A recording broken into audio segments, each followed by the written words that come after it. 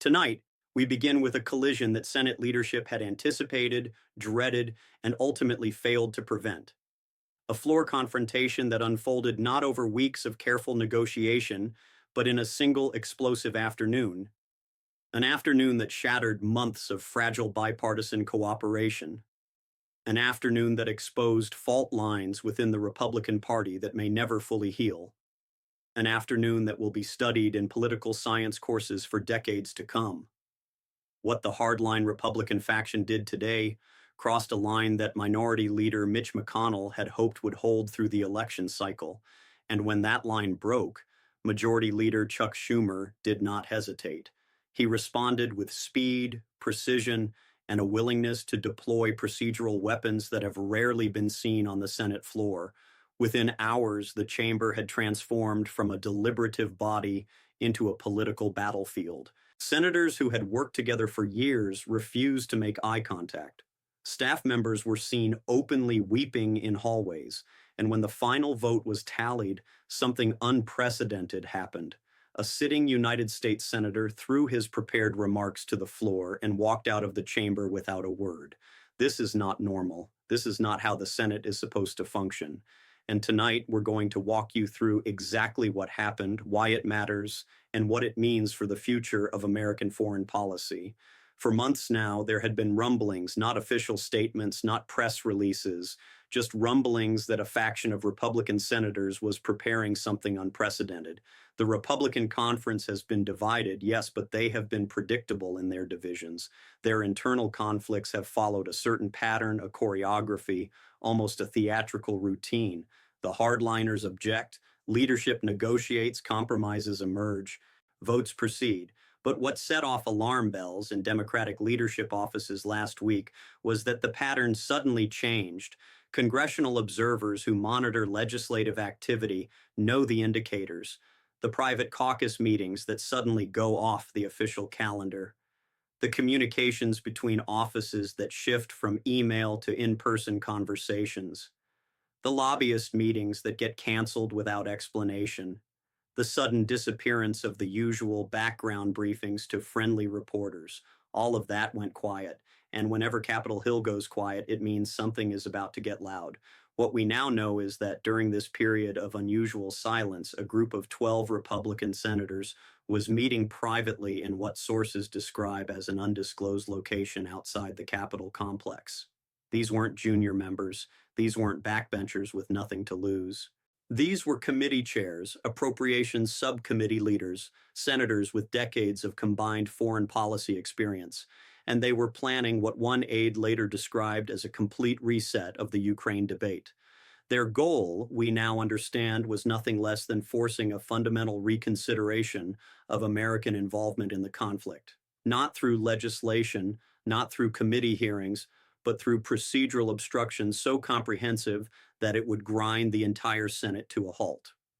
Early this morning, Senate floor staff detected what they described as a coordinated procedural insurgency, including objections to unanimous consent requests that had not been raised in over 2 decades. These are the kinds of parliamentary maneuvers that senators only deploy when they are signaling something very specific. A complete breakdown in good faith negotiation, a willingness to sacrifice institutional norms for political objectives, or a fundamental disagreement so profound that normal legislative processes cannot contain it. Floor managers didn't know which category this fell into, or whether it fell into all three at once. But what they did know was that the holdout faction was changing its approach entirely. And when a legislative minority shifts strategy without warning, even by a handful of votes, the entire Senate grinds to a halt. The first sign came at 9:47 when Senator Mike Lee of Utah rose to object to a routine motion to proceed. This was not unusual in itself. What was unusual was what happened next. Senator Rand Paul immediately rose to second the objection, then Senator Tommy Tuberville, then Senator Ron Johnson, then Senator Jay. One by one, 12 Republican senators rose to register objections to what should have been a procedural formality. The presiding officer, visibly confused, called for a brief recess. That recess lasted 4 hours. The statement issued by Majority Leader Schumer when the Senate reconvened was not normal. It was not routine. It was not diplomatic. It was a declaration of procedural war. Schumer described the Republican faction's tactics as unprecedented, dangerous, and perhaps most significantly, a gift to Vladimir Putin wrapped in the American flag. But obstruction works if leadership hesitates. Schumer did not. In fact, his response today was among the most aggressive uses of majority power we've seen in the modern Senate. Here's what we know. Within minutes of the recess ending, Schumer filed closure on 17 separate motions simultaneously. These weren't the standard procedural moves we typically see. These were what Senate parliamentarians call nuclear options tools that the majority leader only deploys when preparing to fundamentally restructure how the chamber operates. The message was clear. If Republicans wanted a fight, they were going to get one.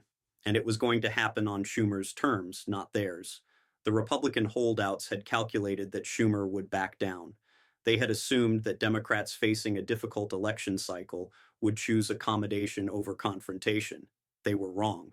Tonight, multiple sources confirmed that Schumer's procedural counterattack targeted every major piece of pending legislation, including the Ukraine aid package that had been scheduled for routine passage tomorrow. Democrats moved before Republicans could consolidate their position. They filed closure on the Ukraine supplemental. They filed closure on the government funding extension. They filed closure on the judicial nominations that had been pending for months. In other words, Democrats targeted the entire Republican legislative agenda, every priority, every carefully negotiated compromise, every deal that Republican leadership had promised to their members, all of it was now at risk. This is what made the confrontation so explosive. The Republican holdouts gambit wasn't just affecting Ukraine aid. It was threatening everything Republicans hoped to accomplish before the election. And Schumer, understanding the stakes, responded with overwhelming force, not recklessly, not emotionally, but strategically. He didn't attack individual senators. He didn't engage in personal recriminations. He simply made clear that obstruction would have consequences for the obstructors, consequences for their colleagues, consequences for the institution itself. And here's where the story becomes even more significant. Political analysts now believe that the Republican holdouts gambit was designed to test the durability of bipartisan Ukraine support after months of eroding public enthusiasm. They wanted to see whether Democrats would sacrifice the aid package to avoid a broader confrontation, but instead the opposite happened. Democrats didn't retreat. They escalated with a response so comprehensive, so immediate, that even Mitch McConnell took notice. You don't get McConnell's attention easily. The man has seen every parliamentary maneuver in the modern playbook. But today, Chuck Schumer surprised him. Republican strategists speaking with major news outlets under anonymity described the Democratic response as unprecedented in its speed and scope, a complete rejection of the notion that obstruction would be tolerated. But Democrats proved today that they remain both capable and willing to fight.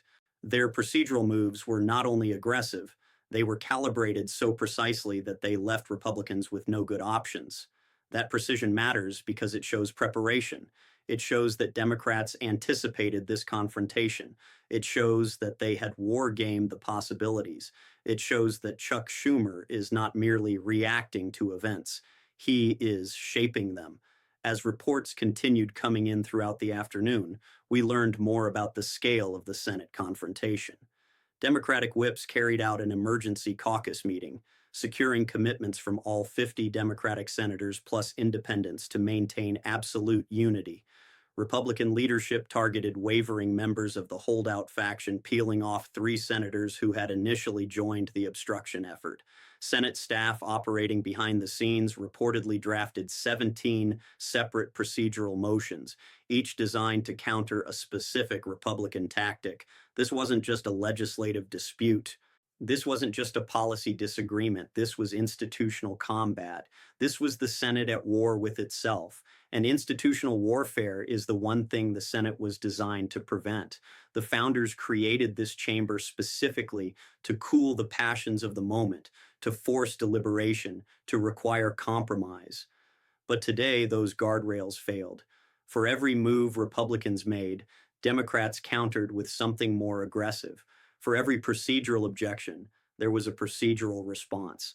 And by late afternoon, the Senate floor had become something it was never meant to be, a zero-sum battlefield where victory required the complete defeat of the other side. Remember, the Republican holdouts thought this would be easy. They thought Democratic leadership would prioritize institutional comedy over policy outcomes. They thought the election cycle would make Democrats risk averse.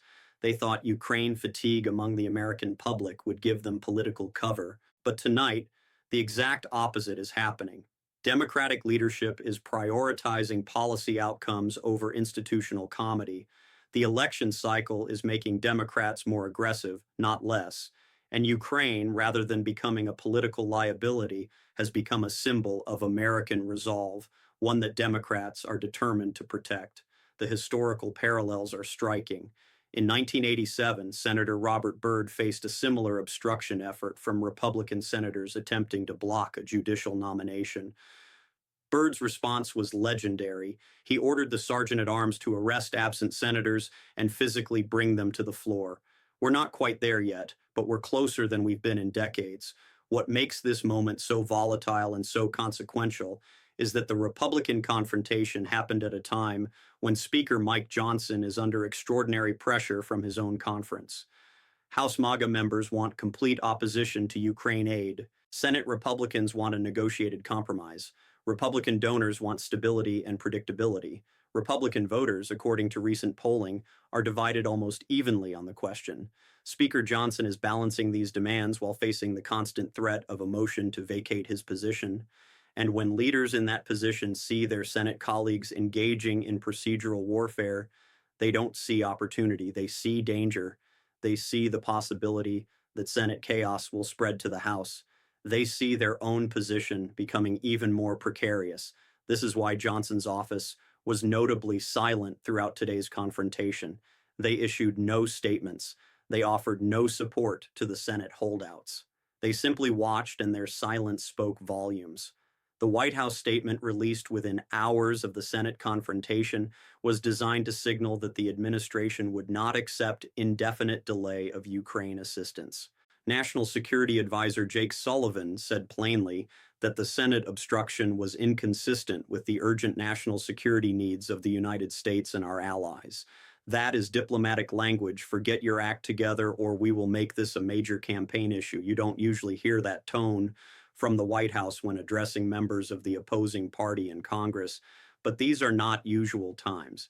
The administration has been increasingly frustrated with the pace of Ukraine assistance. They have watched as weeks of delay translated into real consequences on the battlefield. They have seen Ukrainian soldiers die because ammunition didn't arrive in time, and they are no longer willing to wait. You don't usually hear that tone from the White House when addressing members of the opposing party in Congress, but these are not usual times. They have seen Ukrainian soldiers die because ammunition didn't arrive in time, and they are no longer willing to wait. Meanwhile, Majority Leader Schumer addressed the Senate in a forceful, emotional speech this evening. He said, "What we witnessed today was not conservative principle. It was not fiscal responsibility. It was capitulation to Vladimir Putin dressed up as America First patriotism." He said, "Every day we delay is a day that Russian artillery kills more Ukrainian civilians. Every hour we waste is an hour that Putin's forces advance. Every procedural objection is a gift to the Kremlin." And he said, "I did not come to the United States Senate to watch this institution be used as a tool of Russian foreign policy, and I will not stand by while it happens." These are not rhetorical flourishes. These are statements from a majority leader who understands that his legacy and the legacy of this Senate will be defined by what happens next. The stakes are that high. The moment is that significant. And Schumer, for better or worse, has chosen confrontation over accommodation. Here's what makes the situation even more complicated. The Senate confrontation wasn't isolated. Along with the procedural obstruction on the floor, House Republicans simultaneously announced new investigations into the Biden administration's Ukraine policy. Conservative media launched coordinated attacks on Republican senators who voted for previous Ukraine aid packages. Outside groups began running advertisements in primary states targeting what they called rhino senators who support the aid. All of this happened within the same 24-hour window. When a political movement coordinates multiple pressure campaigns simultaneously, it means something larger is underway. This isn't just about Ukraine anymore. This is about the future direction of the Republican Party. This is about whether the traditional Republican commitment to strong national defense will survive the MAGA era. This is about whether American foreign policy will remain predictable and consistent, or whether it will become hostage to domestic political battles. The answer to those questions will be determined in large part by what happens in the Senate over the next several days. Congressional observers are now considering several possibilities. One is that the Republican holdouts will back down, having made their point and demonstrated their ability to cause chaos. Another is that they will continue their obstruction, forcing Democrats to deploy increasingly aggressive procedural responses. A third possibility, the one worrying Democratic leadership the most, is that the confrontation will spread to other issues, creating a complete legislative breakdown that lasts through the election. But today, Chuck Schumer took the most dangerous option off the table. He didn't accommodate, he didn't negotiate, he didn't offer concessions. He showed that obstruction would be met with overwhelming response. And in doing so, he changed the calculus for every senator considering joining the holdout faction. What we're watching now is a test of institutional resilience. The Republican holdouts want to see whether they can reshape American foreign policy through procedural obstruction. Democratic leadership wants to show that such tactics will fail. Traditional Republican foreign policy hawks want to prevent their party from abandoning its historic commitments, and the White House wants to ensure that American support for Ukraine remains durable regardless of domestic political fluctuations. All of these interests collided today on the Senate floor, and the collision was spectacular. Tonight, we've heard from senior Democratic aides who are now monitoring the situation on an hourly basis. They say the procedural confrontation is expected to continue for at least the next 48 hours. They say backup plans are being prepared for every possible Republican response. And they say the holdout faction's decision to escalate is likely part of a broader strategy to force concessions on unrelated issues, including border security and domestic spending. But Democrats are not backing down. In fact, Democrats are preparing for an extended fight. Their response today, swift, unified, and overwhelming, sent a message to Republican holdouts that obstruction will not be rewarded. And it sent a message to the international community that American democracy, whatever its internal tensions, remains capable of producing outcomes when the stakes are high enough. As the evening progresses, we expect more details to emerge about what exactly the Republican holdouts hope to achieve. But what we do know is that the Democratic response was timely. It prevented the complete collapse of the Ukraine aid timeline. It demonstrated that the majority party remains capable of unified action, and it established a precedent that will shape Senate dynamics for years to come. What happens next will depend on what the holdout faction does in the coming days.